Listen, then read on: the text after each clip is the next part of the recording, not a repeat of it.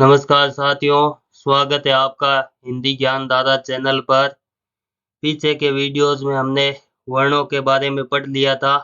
आज हमारा नया टॉपिक है शब्द विचार। वर्णों के सार्थक संयोग को शब्द कहते हैं। जब वर्ण आपस में जुड़ते हैं, वर्णों का जो सार्थक संयोग होता है उसको शब्द कहते हैं। वर्णों के बारे में हमने पीछे पढ़ लिया, जिन्होंने वीडियो नहीं देखा है देख लेना। जैसे 4 वर्ण मिले हैं रे, आ, म, ए। इन 4 वर्णों के संयोग से शब्द बना है राम। आधे रे में आ जुड़ने से रा बन गया, में ए जुड़ने से पूरा में बन गया। उसी प्रकार आधे के में ए जुड़ने से पूरा के बना है, आधे ले में ए जुड़ने पर पूरा ले, तो शब्द बना है वर्णों से कल। इस प्रकार वर्णों का जब संयोग होता है तो उससे शब्द बनते हैं। शब्दों के भेद आगे। शब्दों को 4 भागों में विभाजित किया गया है। पहला है व्युत्पत्ति के आधार पर शब्द भेद, बाद में उत्पत्ति के आधार पर शब्द भेद, विकार के आधार पर शब्द भेद और अर्थ के आधार पर शब्द भेद। इनको हम अलग-अलग रूप में पढ़ते हैं। पहला है व्युत्पत्ति के आधार पर शब्द भेद।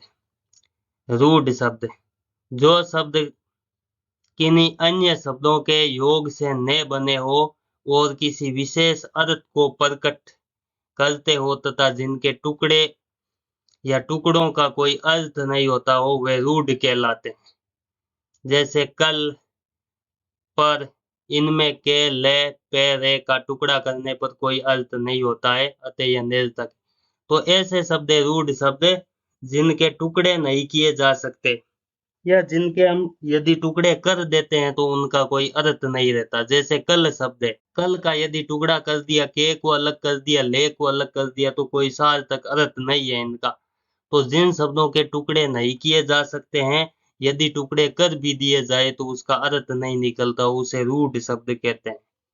अगला है यौगिक शब्द।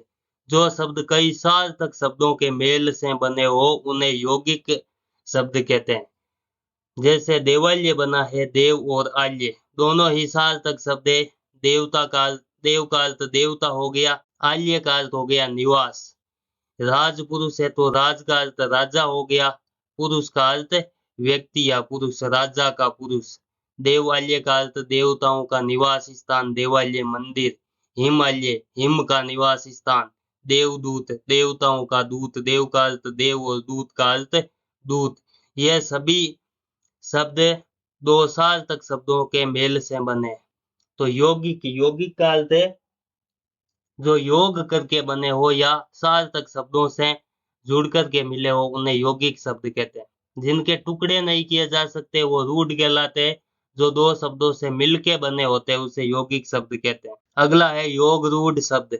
वह शब्द जो यौगिक तो है किंतु सामान्य अर्थ को न प्रकट कर किसी विशेष अर्थ को प्रकट करते हैं, उसे योग रूढ़ कहलाते हैं। जैसे पंकज, दशानन आदि। पंकज, पंख प्लस जय, पंख यानी कीचड़ में, जय का अर्थ उत्पन्न होने वाला या जन्म लेने वाला। सामान्य अर्थ प्रचलित नहीं होके कमल के अर्थ में रूढ़ हो गया, अतः पंकज शब्द योग रूढ़ है। इसी प्रकार 10 आनन मुख वाला रावण के अर्थ में प्रसिद्ध है। जिस प्रकार 10 आनन है, उसके टुकड़े करे तो उसका अर्थ कोई नहीं लेते, सीधा रावण से लेते हैं। जैसे पंकज है, पंकज को ऐसे कोई नहीं कहता है कि कीचड़ में उत्पन्न होने वाला, सीधा कमल अर्थ है। तो जो शब्द है वो उसका तीसरा अर्थ प्रकट होता है या अपने तीसरे अर्थ में रूढ़ हो जाते हैं, अर्थात बहुब्रीहि समास के जो उदाहरण होते हैं उसे योग रूढ़ शब्द कहते हैं। आगे शब्दों के भेद है उत्पत्ति के आधार पर। पहला है तत्सम शब्द। जो शब्द संस्कृत भाषा से हिंदी में बिना किसी परिवर्तन के ले लिए गए हुए तत्सम कहलाते। ऐसे शब्द जो संस्कृत के है और हिंदी में ले लिए गए उसे तत्सम शब्द कहते हैं। तत् का अर्थ होता है उसके, सम का अर्थ होता है सम्मान, अर्थात संस्कृत भाषा के समान। जैसे अग्नि, क्षेत्र, वायु, रात्रि, सूर्य, ये संस्कृत के शब्द है और हिंदी में भी काम में आते हैं, तो इन्हें तत्सम कहते हैं। जो संस्कृत भाषा से सीधे उठा के हिंदी में ले लिए उसे तत्सम कहते हैं। अगला है तद्भव। जो शब्द रूप बदलने के बाद संस्कृत से हिंदी में आए हैं वे तद्भव कहलाते हैं। जैसे आग शब्द हिंदी में तद्भव है, अग्नि से आग बन गया। चैत्र, चैत्र से खेत बन गया। रात्रि, रात्रि से रात बन गया। सूर्य, सूर्य से सूरज बन गया। ऐसे शब्द जो संस्कृत के तत्सम शब्द से हिंदी में रूप बदल दिया है या रूप परिवर्तन कर दिया, उसे तद्भव शब्द कहते हैं। अगला है देशज, जो शब्द क्षेत्रीय प्रभाव के कारण परिस्थिति व आवश्यकता अनुसार बनकर प्रचलित हो गए वे देशज कहलाते हैं। जैसे पगड़ी, गाड़ी, थैला, पेट, खटखटाना। ऐसे शब्द जिनकी आवश्यकता के अनुसार खुद ही हमने बना लिए हैं या गढ़ लिए गए हैं, उन्हें देशज शब्द कहते हैं। शब्दों की आवश्यकता अनुसार जिन शब्दों को गढ़ लिया गया है या बना लिया गया, उन्हें देशज शब्द कहते हैं। ये न तो संस्कृत के शब्द है जो परिवर्तित हुए हैं, बल्कि इनको गढ़ा गया है। विदेशी शब्द या विदेशज शब्द विदेशी जातियों के संपर्क से उनकी भाषा के बहुत से शब्द हिंदी में प्रयुक्त होने लगे हैं। तो विदेशी शब्द उसे कहते हैं जो दूसरे देशों की भाषाओं से हिंदी में अपना लिए गए हैं, उसे विदेशी शब्द कहते हैं। जैसे स्कूल अंग्रेजी शब्द है, अनार, आम, कैंची, अचार, पुलिस, टेलीफोन, रिक्शा। तो ये अलग-अलग अरबी, फारसी ये और इसके अलावा अंग्रेजी भाषाओं के शब्द हैं जिनको हिंदी में स्वीकार कर लिया गया, उसे विदेशी शब्द कहते हैं। तत्सम तो उसे कहते हैं जो संस्कृत भाषा के शब्द है। तद्भव उसे कहते हैं जो संस्कृत से हिंदी में आने के बाद कुछ बदलाव हो गया, जिनमें देशज जिनको आवश्यकता के अनुसार हमने खुद ने ही उन्हें बना लिया है। और विदेशी उन शब्दों को कहते हैं जिन शब्दों को दूसरे देश की भाषाओं से लिया गया है। अगला भेद है विकार के आधार पर। विकार के आधार पर शब्द है विकारी शब्द, जिन शब्दों का रूप परिवर्तित नहीं होता, अर्थात जिन शब्दों का रूप परिवर्तित हो जाता है उसको विकारी शब्द कहते हैं। जैसे कुत्ता, कुत्ते से कुत्ते बन गया, फिर कुत्तों बन गया, मैं से मुझे बन गया, हमें बन गया, अच्छा बन गया, अच्छा से अच्छे बन गया, खाता है का खाती है बन गया या खाते हैं बन गया। तो विकारी शब्द उसे कहते हैं जिन शब्दों को लिखने का रूप है वो चेंज होता रहता है। जैसे कुत्ता शब्द लिखा है, कहीं पर कुत्ते शब्द लिखा मिलता है, कहीं पर कुत्तों मिलता है, तो इनका रूप है वो चेंज होता रहता है। इनमें 4 प्रकार के होते हैं विकारी शब्द, संज्ञा, सर्वनाम, विशेषण और क्रिया। इनको विकारी शब्द कहते हैं। अविकारी शब्द जिन शब्दों के रूप में कभी कोई परिवर्तन नहीं होता है, वे अविकारी शब्द कहलाते हैं। जिन शब्दों का अर्थ कभी भी चेंज नहीं होता है, जिस प्रकार लिखे जाएंगे सदा उसी रूप में रहेंगे, उन्हें अविकारी कहते हैं। जैसे यहाँ पर आगे लिखा हुआ है यहाँ, यहाँ का यहूं, यहाँ कहीं नहीं देखा है। किंतु, किंतुओं नहीं देखा है। नित्य का नित्यों नहीं देखा है। तो इस प्रकार हमेशा नित्य रूप में ही रहता है। किंतु को किंतु ही लिखा जाता है, और को और ही लिखा जाता है।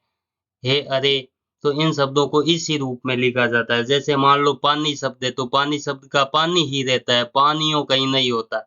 तो जिन शब्दों का रूप नहीं बदलता उसे अविकारी शब्द कहते हैं। इनके भी 4 भेद है। पहला क्रिया विशेषण, संबंध बोधक, समुच्चय बोधक और विस्मयादि बोधक। इनको अविकारी शब्द कहते हैं। तो विकारी शब्द तो वह है जिनका रूप चेंज होता है, अविकारी शब्द वह है जिनका रूप चेंज नहीं होता है।